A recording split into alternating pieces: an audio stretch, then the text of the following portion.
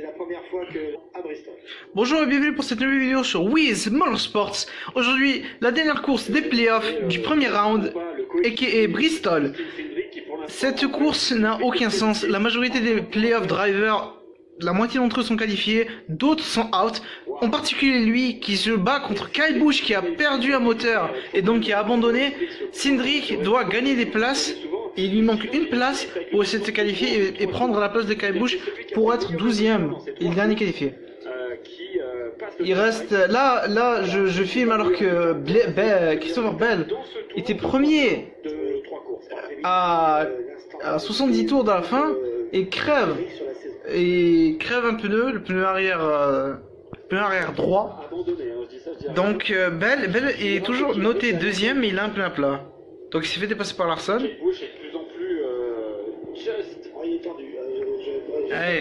Alors, pour l'instant, alors on n'a pas le classement, ce qui est extrêmement relou, mais on n'a pas le classement général des playoffs, qui les personnes sont qualifiées ou pas. Sinon, c'est un arrêt très long pour Larson. Oh là, Harvick, il a perdu un pneu. Harvick perd un pneu et c'est grave pour lui parce que lui, il a besoin de gagner une course, il a besoin de gagner la course et là. Bah, il a perdu 8 ans et c'est fini peut-être pour lui. C'est pas encore terminé, hein. On peut avoir encore un problème. Là on a Christopher Bell, Chris Buescher et Denny Hamlin. Aïe. C'est de pire en pire. Cette course n'a aucun sens. C'est pas fini. Mais qu'est-ce qui se passe? Les équipes ne vont pas bien là. Oui, oh là là. Faut le remettre là. Voilà, NASCAR, les pénalités ils vont les mettre, hein, attention. Hein. Parce que si vous ne le savez pas, avec ce genre de pneu, si le pneu lâche alors que si le pilote est, comment dire, sort des stands en danger avec un pneu mal fixé, c'est une grosse pénalité avec 4 courses de suspension pour le crew chief. Donc il ne faut pas faire ce genre d'erreur, surtout au playoff. Et surtout pour ces pilotes, même s'ils sont qualifiés, c'est des pénalités qu'ils ne doivent surtout pas prendre durant ces playoffs. En tout cas, ouais. Donc, je disais, pour l'instant, avec d'énormes problèmes qui ont abandonné sont Austin Dillon, Kyle Busch, Blaney, même si Blaney sur la piste c'est compliqué. On a Bowman out, même s'il est qualifié. On a beaucoup de pilotes qui sont, un peu dans ont beaucoup de problèmes. Cindric avait des problèmes au niveau de la course. Il a 7 tours de retard. Ok, Ross, qualifié. Hein? Figurez-vous, et ça c'est quand même une nouvelle incroyable. Non, Blaney? Ryan Blaney. Non. Il est qualifié? Il est passé à la 31e place avec toutes ces histoires. Ah oui. Il n'ira pas pire que. Ah. Désolé, j'ai eu des problèmes de connexion, pire des moments. Mais en tout cas, du coup, normalement, Blaney devrait être qualifié. Et je crois que Cindric et Kyle Busch sont en égalité de points. Donc pour l'instant, là, on a une bataille pour la tête de course. Non, je suis pas sûr. Oui, ça c'était pas prévu. Ça s'est mal passé. Ça va être très dur pour Kevin Harvick qui est 11ème maintenant. Pilote dans les stands. Qu'est-ce qui s'est passé? Ça me paraît très compliqué. Et on revoit ce qui s'est passé entre. Oh le con! Non, c'était limite. C'était très limite. C'est sorti très. Alors, Buescher en tête, Elliott, Byron, Larson, Bell. Alors, Bell a réussi à avoir un drapeau jaune au bon moment. C'était 46 tours. 46 tours pour cette course et encore rien n'est joué. Le dernier long tour est Briscoe. Et si Briscoe est dans le dernier long tour, ça risque d'être intéressant. Il n'y a plus que 13 voitures, il n'y a que 12 voitures en moto. Cindric est revenu à égalité de points avec Kyle Busch. Non. Sur la piste, c'est donc Cindric qui prend la place de Kyle Busch. Ah non. Qui est très mal embarqué. Aïe, à moins d'un énorme problème. Le problème c'est que Kyle Busch n'est pas en piste. Il a le moteur. Il y a le moteur qui a lâché. Il y en a un autre qui est dans la balance aussi, c'est Tyler Reddick qui doit finir, d'un premier calcul, 25e pour être qualifié. Et encore, ça suffira peut-être pas. Il y a tellement eu d'ennuis parmi tous ces pilotes. Et ça continue entre Bell. Ah, wow, Ty Dillon. Ty Dillon. Ok, dans les stands. Ouais. Cette course est folle, il y a que des rebondissements. Ty Dillon qui Bon, Bell, Qui va du coup permettre encore à je vous ai dit que Bell allait être dangereux. Et là, pour l'instant, il le montre avec ses débuts de playoff. Cédric de gagner un Incroyable. Toujours mon pronostic pour le Championship Four, pas le champion. Mais là, il le montre qu'il est capable d'y arriver jusqu'à là. Sinon, sinon, le top 5 toujours. Boucher, bizarrement en tête, mais grâce aux arrêts au stand. Elliott, Byron, Larson, Triple Hendrick et Christopher Bell. Byron qui est juste devant aussi et Chris Boucher qui a pris presque une seconde d'avance. Allez, allez Boucher. Avec ses 2 pneus frais, va-t-il tenir? Sur les 40 derniers tours, on a vu que les pneus faisaient pas énormément de différence aujourd'hui. On a vu plusieurs pilotes d'ailleurs. Keselowski a gagné le premier segment comme ça. Et Austin Cindric est en ce moment donc qualifié. Ok. De combien? Si Cindric passe et Kyle Busch est éliminé, ce serait quand même déjà énorme. Énorme, mais de combien? Moi en tout cas, il était éliminé. Moi mes éliminés étaient Dillon, Briscoe, Cindric et Bowman. Bowman est qualifié. Wow, mais là par contre, Larson dans le mur. Larson a fait une erreur. C'est Bell qui a. Je pense c'est un contact de Bell, hein, je pense. Qui lui a mis la pression. Dans les deux cas, ils ont fini dans le mur. Toujours au niveau des pneus, on va voir ce qui s'est passé. Est-ce qu'il lui est revenu dessus? Bell est pour l'instant derrière. Ah non, Larson a perdu le contrôle. Larson perd le contrôle. Il a peur. Larson n'a pas. Qui lui mettait une belle pression déjà depuis plusieurs tours. Bien joué. Il reste combien de tours? 36. Maintenant, Bell est à la poursuite. Est-ce que Larson a des pneus qui pourront tenir? Ça va dépendre, s'il n'y aura pas de crevaison. C'est vraiment chiant de ne pas avoir le classement là en direct pour savoir, même si on n'est pas en direct, on est en différé, je voulais vraiment savoir, pour savoir qui est. Parce que je crois que Reddick est out, hein. Je suis pas sûr. Et Elliott qui va essayer de revenir, mais il y a au moins une dizaine de longueurs de retard pour l'ancien champion. Donc attends, si on fait les comptes, du coup, normalement c'est du coup Dillon, Harvick, parce que Harvick doit gagner une course, donc là il est loin pour essayer de la gagner. Alors, évidemment, on ne souhaite pas Reddick et Kyle Busch, je suis pas sûr, mais normalement ça devrait être ça. Ça serait énorme de voir Reddick éliminé, Harvick et Busch. 222 de course. Depuis sa dernière et seule victoire dans sa carrière à Pocono, course de brouillard. Brouillard a coupé au couteau. Chris Boucher avait gagné ses Boucher ça peut être énorme parce que les RFK roulaient vite aujourd'hui. Roche Fenwick Keselowski Racing. Avant leur terme. Oh attention l'erreur de Boucher là sur la partie. C'est pas le moment de faire des erreurs là. Elliott revient dans l'image. Plutôt, Boucher a gagné une seule course de Cup dans sa carrière. Et c'était à Pocono. C'est le champion 2015 de Xfinity, né chez nous à l'époque. Mais il ne pourra pas, en tout cas, faut qu'il tienne. 30 tours. Éviter les conditions. 30 tours à Bristol, c'est long et c'est court à la fois. Ça va être dur, mais il faut qu'il tienne. C'était pire pour moi. C'est la victoire la plus surprenante pour moi de l'histoire. Cindric il va encore se faire prendre un tour, mais là, à moins d'un problème pour Cindric, Kyle Busch n'est pas en bon sens. Ah, fameux. Ce qui arrange bien Cindric aussi. Mais est-ce que Logan était devant Cindric? Bizarre. Bizarre. On va rien dire. On verra. C'est jamais. Dans une stratégie constructeur, là on parle de l'écurie Penske Racing. Bizarre. Et que Ryan Blaney arrive à se qualifier avec 150 tours de retard, c'est quand même... Non, et en plus il a vraiment réussi à se qualifier, c'est n'importe quoi. Et Bell qui revient, mais je crois pas qu'il va revenir, il va essayer de revenir pour la 3ème place. Ah non, ils sont loin.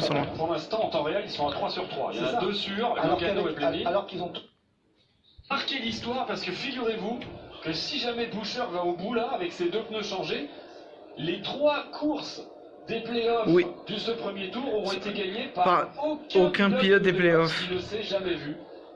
C'est énorme. Eric Jones à Darlington, Bubba Wallace au Kansas. Et s'il va au bout, Boucher ici. En parlant du Kansas, je voulais vraiment réagir à la course.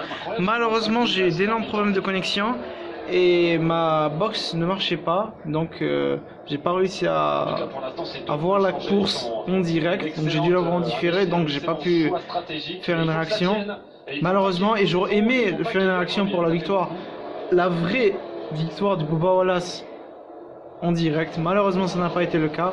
Mais maintenant, si vous le savez pas, Bubba Wallace a été vainqueur de la course de la semaine dernière. Là, aujourd'hui, malheureusement, il est encore en roue, mais il est encore en course, mais avec beaucoup de tours de retard. Avec énormément de problèmes sur les sites courses. C'est plus ou moins la course, c'est Bristol et les problèmes de direction assistée. Hein. Là, il y a beaucoup de pilotes qui ont soit des problèmes de direction assistée et des problèmes moteurs. C'est chaud. Custer top 8, ça fait plaisir. Avec top 10, ça va pas le suffire. Alors attention au trafic. 20 tours, 20 tours. En vrai, il est bien. En vrai, il est très très bien là. On a vu des crevaisons aussi. Très bien. Et il y a Byron qui revient sur Elliott, mais je crois pas qu'ils auront le temps de revenir. Oui, mais Ce sera une bataille à 4, mais là, Boucher va vite. Parce qu'on a vu tout à l'heure, c'est ce que je disais, hein, Keselowski, il a fait ça tout à l'heure, il s'était pas arrêté au stand, il a gagné quand même le premier segment. Il y a des Tout a compté en stratégie. Les pneus ne font pas vraiment la différence, en tout cas les pneus neufs. Contre des pneus usés à 2 usés.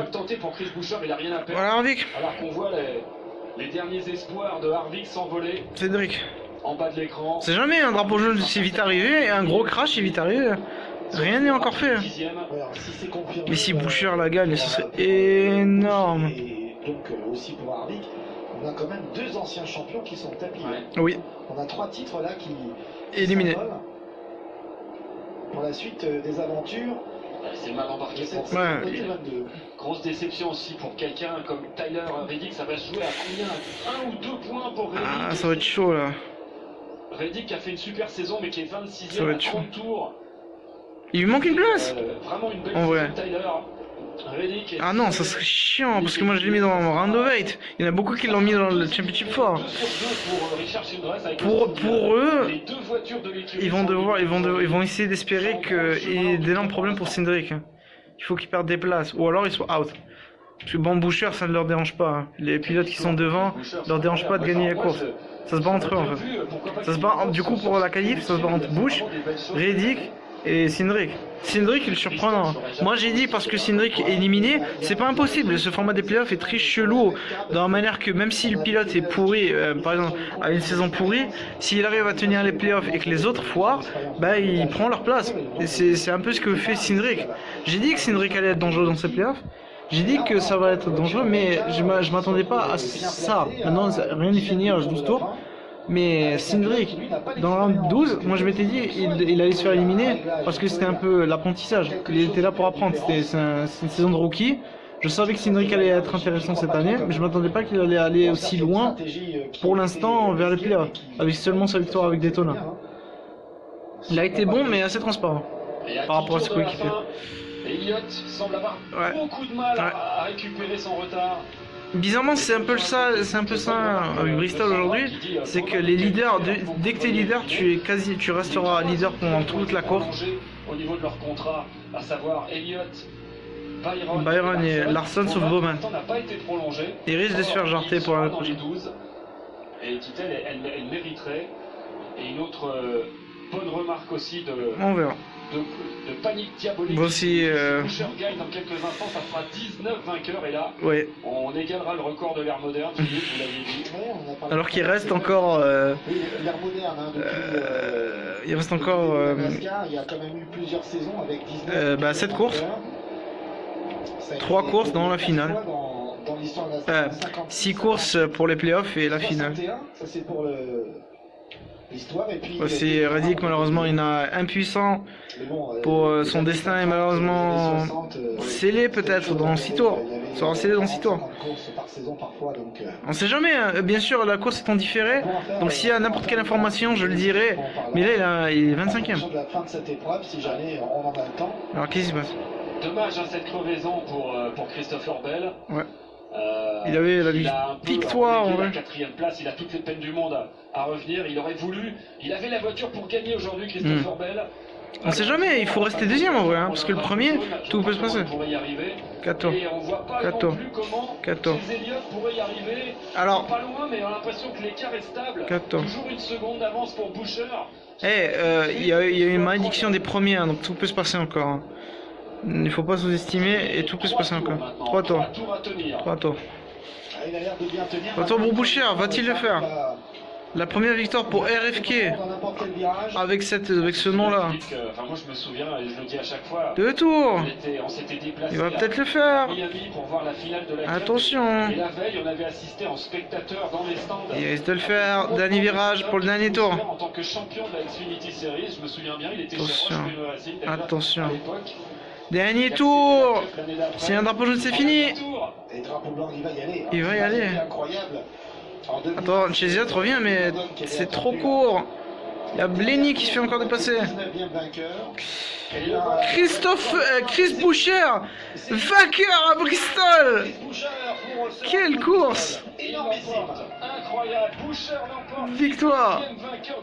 19e. Récompense pour l'écurie. Incroyable. Faire plaisir aussi à Brad Oui. qui était en tête à un moment donné. Je trouve que cette victoire elle est plus méritée à Boucher qu'à Keselowski durant la saison en tout cas. Qui sont éliminés ce soir et ces 4 hommes s'appellent Kevin Harvick, Vic, aussi Dillon. Tyler Reddick. Aïe aïe, Kyle Busch, aïe aïe aïe. Donc j'ai eu 2 justes. Non, oh putain, j'ai eu un seul juste. Parce que moi mes éliminés c'était donc Bowman, Briscoe, Cindric et Dillon. J'ai que Dillon. Aïe aïe aïe. Moi Harvick aurait dû être éliminé au 12e round. Briscoe bon premier tour, voilà. Harvick, Kyle Busch au 8e et Reddick au 8e. Dommage. Par 3 pilotes qui n'étaient pas du tout concernés, qui ne sont pas. Ah! Et voilà Keselowski. Ça c'est une belle image ça. C'est beau ça. Oui, allez, double burn-out, ça va faire plaisir. Voilà. Ah dommage, j'aurais aimé. Ne sont pas dans la même team. Eux, ils sont allez. Keselowski et Chris Boucher. Et effectivement, 3 courses disputées en playoff, aucune. Roche Fenwick qui est de retour en Victory Lane depuis Daytona 2017 avec justement la 17 du Ricky Stenhouse. Voilà, la semaine dernière, voilà ce qui avait qu'une seule victoire, à qui on reprochait que cette victoire n'était pas méritée. Avait été acquise avant son terme grâce à la météo. Bah là, c'est la... ça fait plaisir. C'est la même chose pour Chris Boucher, exactement la même chose. Lui, ça fait plus longtemps, c'était en 2016. Il avait gagné à Pocono, une course écourtée par la météo. Alors si on peut être un peu plus taquin, c'est ça plus ou moins sa 3e victoire. Hein. Parce qu'il avait gagné les duels à Daytona à le début de l'année, mais bon, ça compte pas. Lui et Keselowski. Là, ça fait plaisir. Win Boucher.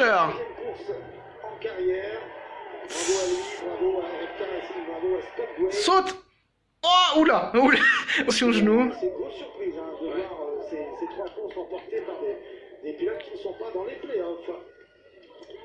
Bien joué. Et si quelqu'un sur le fan club de Patéfil a pronostiqué Chris Boucher, je lui dis bravo. Alors là, ouais, je pense pas qu'il y en a beaucoup. Ouais, ça fait quand même 5 ans et 2 mois. Qu'est-ce que ça vous fait de revenir sur la victoire? Cette équipe le méritait tellement. Oui, c'était super stratégie. À 2 pneus à la fin, non? C'est quand même génial de transformer une voiture, certes. Gagner à Bristol, c'est énorme. En une victoire à Bristol, j'adore cet endroit. On peut dire c'est le Monaco de la NASCAR. Hein. Franchement, Bristol, c'est vraiment une course qui est plutôt prestigieuse. Hein. C'est vraiment une course très très prestigieuse, très avec énormément de spectacles. Alors, Scott vous a proposé 2 pneus, est-ce que ça vous a inquiété ou pas? Ouais, j'ai dit allons-y à Scott Graves, il m'a dit allez on y va pour 2 pneus, on tente le coup et ça a marché. On n'a pas fait du super travail en qualification, mais là, être en victoire, sur la victoire. Voilà Keselowski, là, son patron. Depuis très longtemps.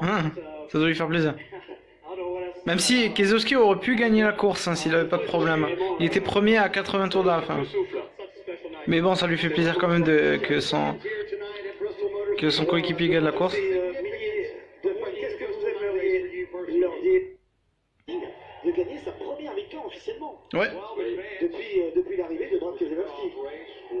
Oui, et ben comme je disais, c'est leur première victoire depuis. Ouais. Alors, voici justement les qualifiés. Elliott, Logano, Chastain, Larson, Byron, Hamlin, Bell, Blenich, Briscoe, Bowman, Suarez et Cindric. Donc les deux Trackhouse, les 4 Hendrick, une Stewart Haas et les 2 Joe Gibbs. Et les 3 Penske, malheureusement. Donc, ouais. Et Harvick avait déjà 2 courses de merde durant les 2 premiers rounds, donc avoir une 10e place là, c'est plus ou moins trop tard hein, pour lui en tout cas. Dommage. Mais bon, c'est ça la vie. Ça arrive. Il le connaît souvent. Il est champion quand même, comme vous pouvez dans le badge, mais il aurait pu gagner un autre titre. Avec quand même 9 victoires, il a quand même pas réussi à se qualifier pour jouer le titre en 2020. Malheureusement. Cindric, il est passé.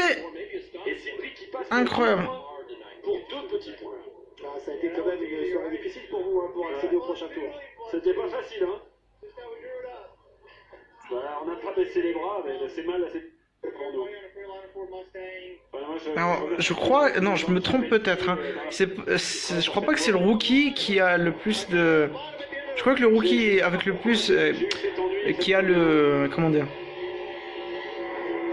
qui a, voilà, qui s'est qualifié au playoff et allé loin au playoff, c'était je crois Blenny en 2017. Donc il peut peut-être égaler le record de Blenny, parce que Blenny avait atteint le 8e round des playoffs. Donc peut-être que Cindric peut le faire. Par contre, il va devoir gagner des courses et je pense, je le vois gagner peut-être une course comme ça, des gars. Ben normal, mais bon. Je pense qu'il est capable de le gagner vu les performances de Ford dans les saisons et Super Speedway. En tout cas, je vais arrêter là. Je vais m'arrêter là en tout cas. Je suis vraiment fier de mon équipe. J'ai rien d'autre à dire. Cette course a été incroyable, a été extrêmement tendue du début jusqu'à la fin. En tout cas, on va se rester avec ce poker face d'Austin Cindric. Le vainqueur du Daytona 500, le rookie Austin Cindric sera là la semaine prochaine. Allez, en tout cas, je vous dis à plus. Je vous dis ciao. Purée, quelle bouche, bordel.